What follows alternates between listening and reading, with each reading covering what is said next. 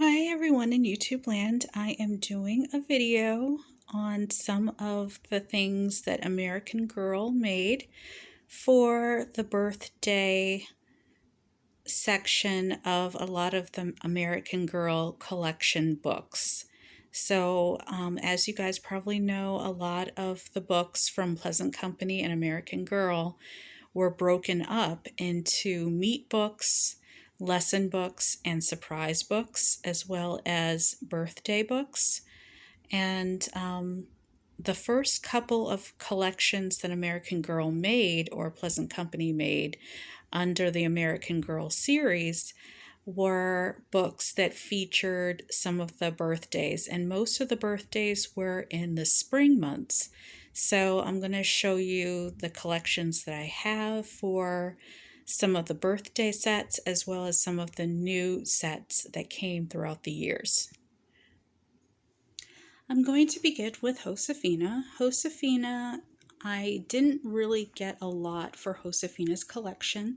When she came out, I was in college, I believe. And so I had stopped really following American Girl around that time. But I was pleasantly surprised to see that Josefina did have quite a collection. And the only thing that I really have for Josefina's food is the Josefina's Horno set. And this is the retired one, which was the original one. It came with like a little pamphlet that featured the picture of her Horno set. The only thing I don't have is that little fuzzy next to the twigs and the sticks, the bundle of sticks. So I do have the bundle of sticks and everything that comes with it, except for that little fuzzy piece right there. I also have her birthday outfit as well as her heirloom set. I did want to feature the pin that I have for her, which is Happy Birthday Josefina. This actually matches the illustration that's on her book cover for Josefina's birthday. That features, of course, the story of Josefina's birthday.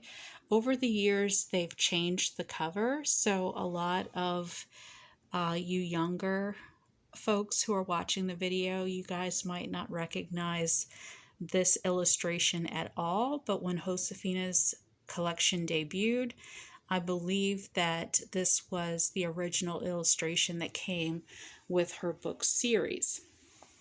Speaking of her book series, I also have Josefina's cookbook. And so again, this kind of makes up for the fact that I don't have a lot for Josefina's collection, but I do like to think that I am able to relive her era just by reading this book and kind of recreating some of the things that she would have made for her birthday. This is a modern set or modern table set that American Girl currently has, or that they currently are selling. And the reason that I paired this table with Josefina is not because it's historically correct or accurate in any way, sense, or form, but it's because it has a runner. And I believe that a lot of the, I don't know, the little knickknacks like the macaroons and the sandwiches, those were all things and items that would have been created in Europe around that time period of the 1800s.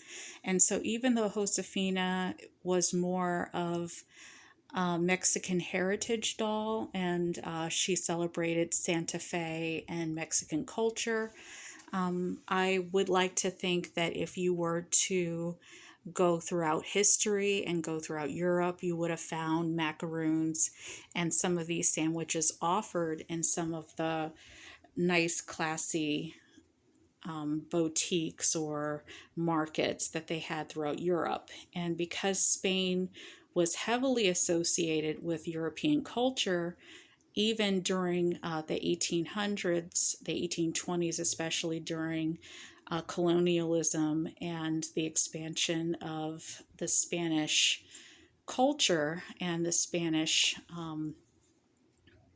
power source, where they were uh, preoccupied with imperialism and trying to colonize some of the areas in North America as well as South America.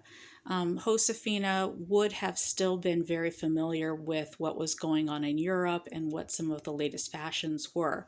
So I did pair this table with Josefina because of that, because if you really wanted to explore imperialism, Colombian trade, as well as some of the things that were going on during the colonization of some of the European powers back then, you would find sort of like a unification of the different colonies and countries blending and meshing together.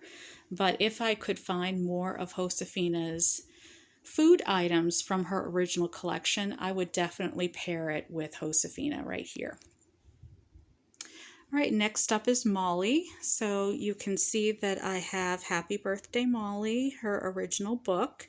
I have Molly's cookbook here. I also have my white body Molly here. You can't really see her hair, but her hair is down and her hair is still in very excellent condition for her to be a white body doll. And so you can see how she looks here. You can even see a little bit of her white body bodice showing. And this is the pin that goes with her illustration on the book. And again, these were the original illustrations because the book covers now are completely different and they've changed and evolved over the years. This is a table, whoops, this is a table from KidCraft. I actually got this table for my youngest, my son actually, and I wanted to get it for the youngest member of my family. So this table is actually my son's table and chairs, and again, KidCraft makes it. And I do have a bunk bed that's from the same makers, which of course is KidCraft. And I wanted to get this table for my son because, again, I wanted something that matched the bunk bed, and I also wanted something that would go with his teddy bears. He got a whole bunch of teddy bears when he was first born, and I wanted him to be able to do little setups and be able to have them sit and eat lunch or do whatever it is that teddy bears do. So anyway, I decided to borrow this for Molly's quote unquote her birthday setup because I don't have Molly's table and chairs. All right, next is my beautiful Addie doll, and you can see that she's here with her new Ida Bean doll because my Pleasant Company Addie has the original Ida Bean doll. She has her birthday pin that goes with the birthday book that I have featured here. And the same illustration and outfit for Addie is featured for Addie's cookbook. And then I also have the Addie's craft book because in a lot of the stories for Addie, especially Happy Birthday Addie, she is playing double dutch. And I don't have a jump rope or anything like that that went with her collection. A lot of the things that they talk about in Happy Birthday Addie, you can actually recreate in the Addie craft book. And I'll show you what I mean in another video. But I'll basically do a review of Addie's cookbook and Addie's craft book in a separate video because I want to keep this video all about the birthday collections that I have. And a lot of these collections, again, have ceramic, porcelain, and a lot of fragile features with them. I also have Addie's original table and chairs, which again are original to her collection, which is very different from the table and chairs that I have for Molly's collection. All right, the same thing for Addie can be said about my Kit doll. This is Kit, and she is wearing her Easter outfit that goes with her Easter chocolate making set. And so it is a complete chocolate making set. The tablecloth goes with Kit's table and chairs and her birthday set. And I'm not going to put Kit out with her birthday set until May because I believe Kit's birthday is in May. However, because Easter is a couple weeks away, I wanted to showcase her table and chairs with her candy making set, her chocolate candy making set. So it has a double boiler and everything. So that's what Kit is up to here.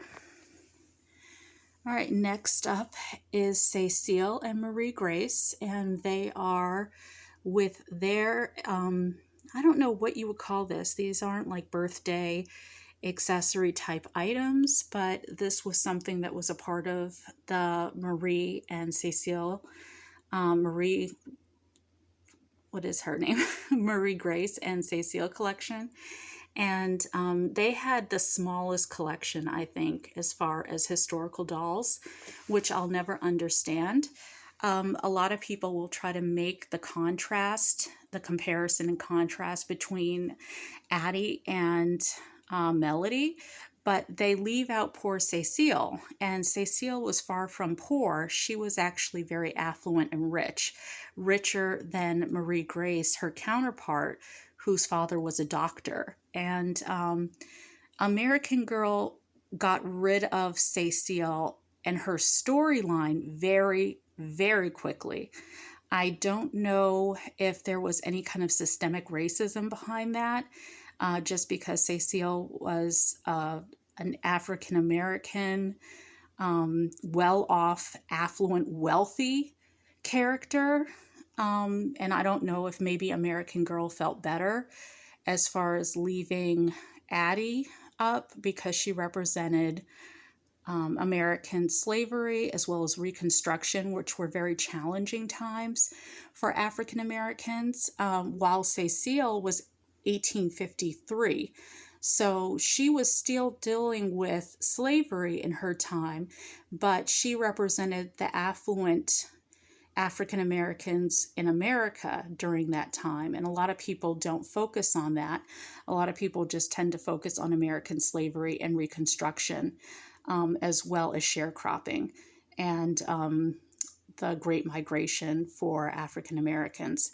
So I have to really look into that. I really feel like even though American Girl is trying to recover when it comes to prejudice and racism in their business, I guess, or how they treat the gaudy dolls. However, I really feel like maybe a little bit more has to be looked into when it comes to Cecile and Marie Grace and why they retired those two dolls. All right, in the next video, I'll focus on Samantha. All right, talk to you guys later.